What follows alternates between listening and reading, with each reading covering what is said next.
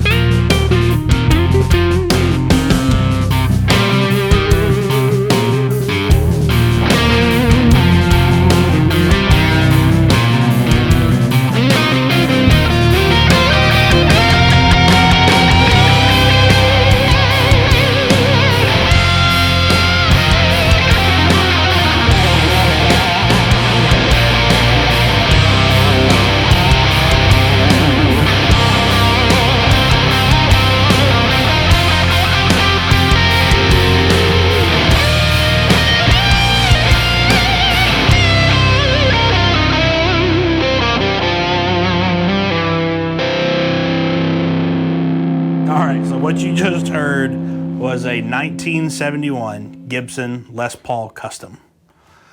This is another 50-year-old Gibson that I currently have in my possession. It is not mine. It belongs to a band member. Her name's Coco. I've gotten to cut a record with her. Have gotten to play some really cool performances, some cool places with some people I love very dearly. One of my favorite drummers and favorite bass players to play with. And we actually have something coming up. Maybe we did a live show a year ago and had it recorded, and maybe that's coming soon. I hope there's a cool update there. But Coco O'Connor is her name. She's got a studio called Sugar Ridge. So it's Coco O'Connor and the Sugar Ridge Boys. That's us. We're a fun group. This is her guitar. Her father gave it to her in like the mid-70s. And she doesn't play it a whole lot. And I didn't know until after we had cut the record that this even existed. And as soon as she told me about it, I was like, can I check that out, please? Please? Please? And so she obliged and so very generously has just let me hang on to this for quite a while now. And I will continue to do so and take great care of it. It is such an inspiring instrument.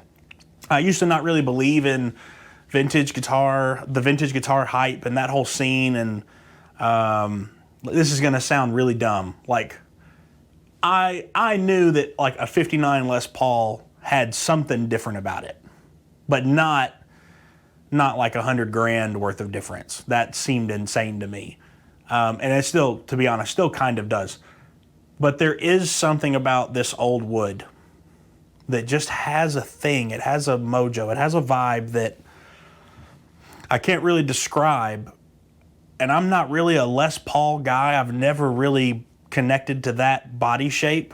But when I got this thing set up and got it back from a dear friend, Tony Nagy up at Groom Guitars. Go visit him. He's an amazing luthier. He's just the best. When I got this back from Tony, it blew me away. It played so great. It sounded incredible. It did the Les Paul Custom thing where it's just this big, fat sounding guitar. It's all original as far as we know. I don't know if this was originally cream or if this was originally cream. Usually they were opposite. One would be the cream color and the other would be black. But and then it's had two owners. It's been in Coco's family, and the person before that, I think they took the pickup cover off to brighten up the bridge a little bit. But these are the T-top pickups. It's all original minus the tuners. And that was something that they did, 40 years ago, 50 years ago. This is an amazing instrument. It's an amazing piece of gear. It's very inspiring. I got a lot of weight, both physically and emotionally. There's just something in this thing. So I'm gonna shut up, stop yakking. I'm gonna play it. Most of what you heard was this into a RYRA Klon clone into all three channels of this Ceriatone AH Deluxe. I've been telling you about the HRM and the AH Deluxe. I'm going to play through this a little bit today, get you a little bit familiar with that, and then I'm going to tell you more about these in a different episode. This is basically a 3-channel Marshall, 100 watts, EL34s, a clean channel and 2 overdrives. How I run it, there's a post-phase master inverter, post-phase inverter, master volume, whichever one. I can never remember which way it actually goes, but there's one of those in the back. It's at about 12 o'clock. Overdrive volume masters are at full on, so full volume, and the clean volume is at like the volume knob is around 11 o'clock. And it's really not that loud. I mean, it's good, but it's not crazy loud. So I just want to play a couple things. It's a very fat guitar, so you're going to hear a lot of woofiness that I'm kind of taking out on the processing in the back end so you can hear the guitar. But this is a very fat sounding rig. So we'll go through with no pedal, with the RYRA Klone off, and then I'll kick it on so you can hear all the tones I used in the opener. So here's the neck humbucker full on.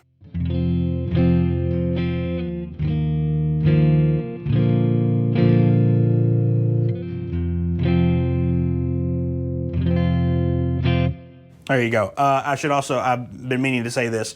So what we're doing is we're running 8 ohms out of this into a tiny little closet over there that has my Mesa oversized Slant 412 with English V30s. And we're miking it up with a Shure SM57 and RYRA 121.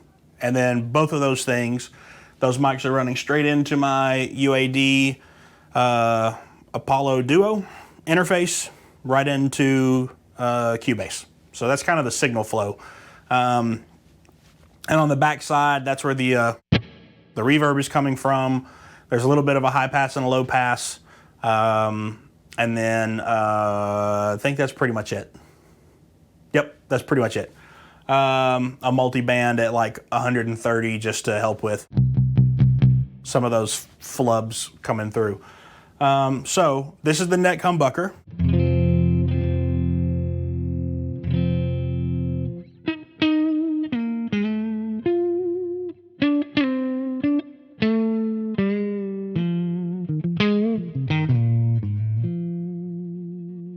Sounds great. Here's with the RYRA. So I want you to hear what the RYRA is doing. The Klone gain is at about 9, treble is at about 1, and output is about 11. So here it is with it.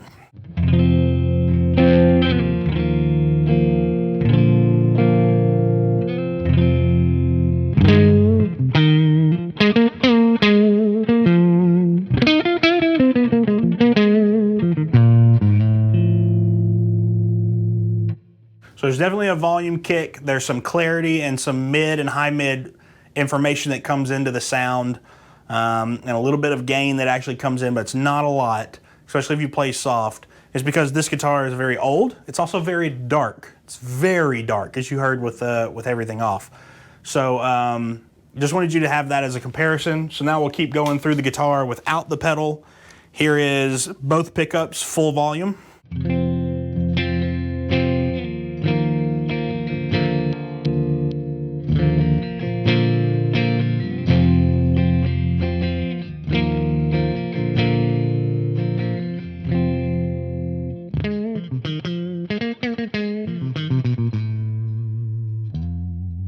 Now, one of my favorite tricks to do with this is to take the neck volume knob and go from 10 to 8. Completely changes the sound of this guitar. So still both humbuckers, bridge at full, neck at about 8.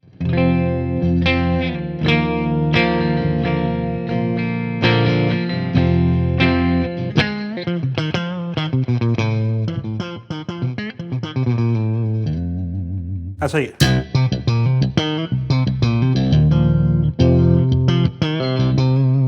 How you get that. And then the bridge.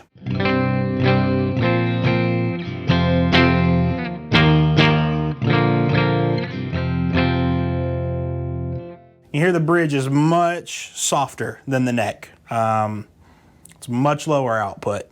So what I like to do is bring the Klone in to add a little bit of a oomph to it. So just you've heard it without the Klone, now we're going back. bridge at full, or neck at full volume.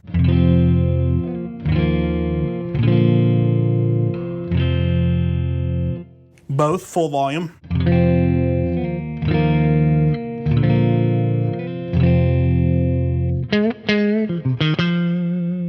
There's a little bit of spank there. Take that volume knob from 10 to 8.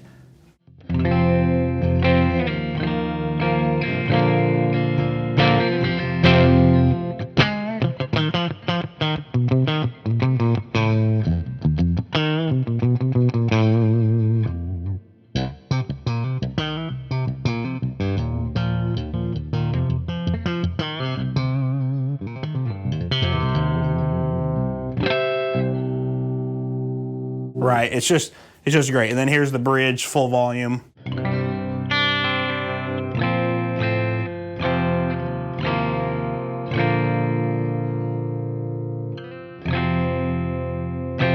So there you go, there's all the clean tones.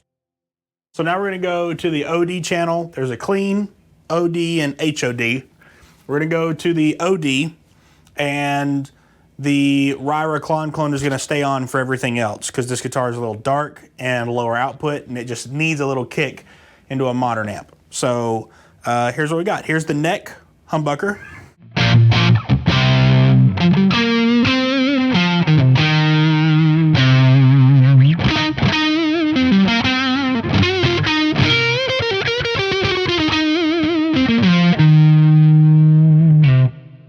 Sounds great. Here's both pickups with the neck rolled down just a little bit.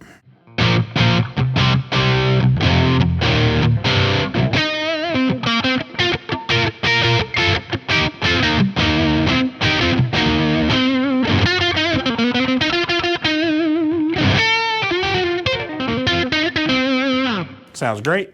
Here's the bridge. Well, hold on. A little bit of a being persnickety. There we go. 50-year-old wiring. Here's the bridge.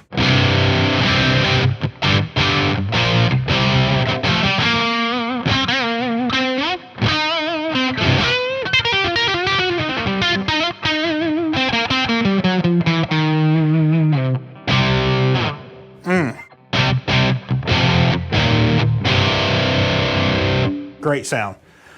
Now we're gonna go to the HOD, the heavy overdrive. Staying on the bridge here. Ugh.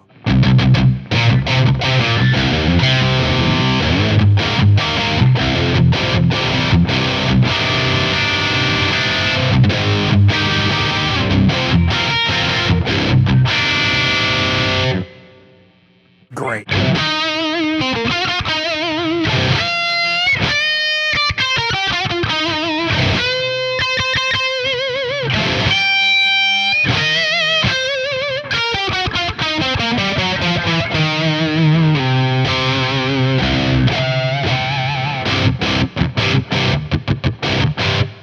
Sounds great. Middle with the neck rolled down.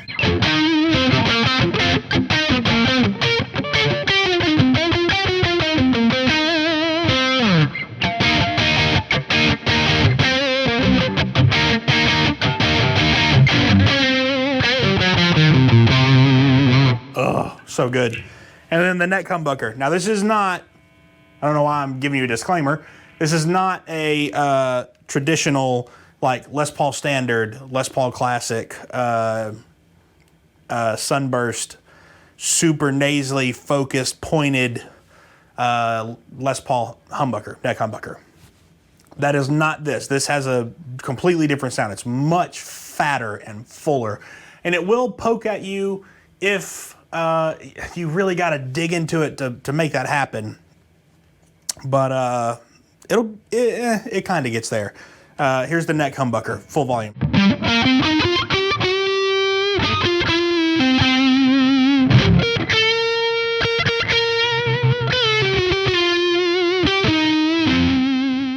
My favorite, oldest piece of gear in this studio. What's your favorite, oldest piece of gear that you have? Put it in the comment section below. Let me know. I'd love to have a conversation about it. Thank you so much for watching. It's an honor to get to spend this time with you. If you enjoyed this video, give it a thumbs up and subscribe. We're going to be releasing new videos every week. So until then, have a great week. We'll see you next time.